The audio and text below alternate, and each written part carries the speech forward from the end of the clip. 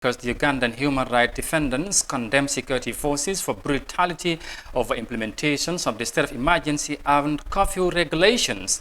The country's Human Rights Commission has received over 200 torture complaints from citizens during the period of COVID-19. The Ugandan police has, however, defended its personnel against all allegations of personal misconduct. Here's more details of that. Beating the evening rush hour to get home before 7 p.m. curfew is the new norm in Kampala.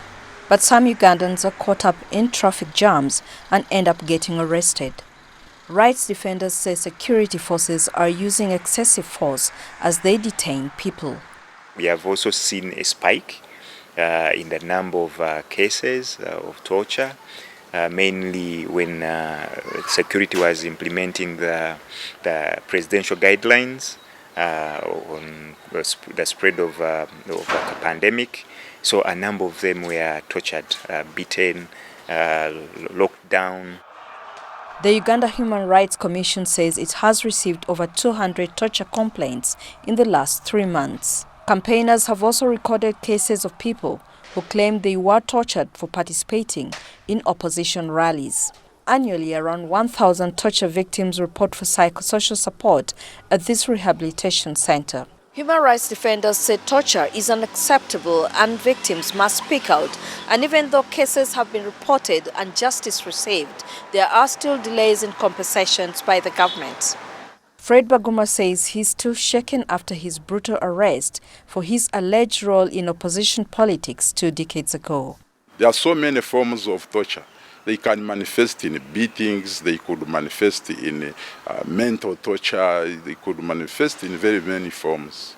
But especially, physical harm was inflicted on most of us that time.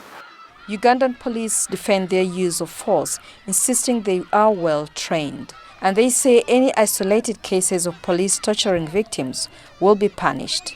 The force that is being used by our officers should be force that is necessary.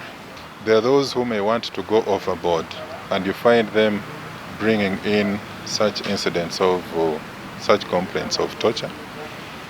But why we are bringing out this is that our officers have been taken through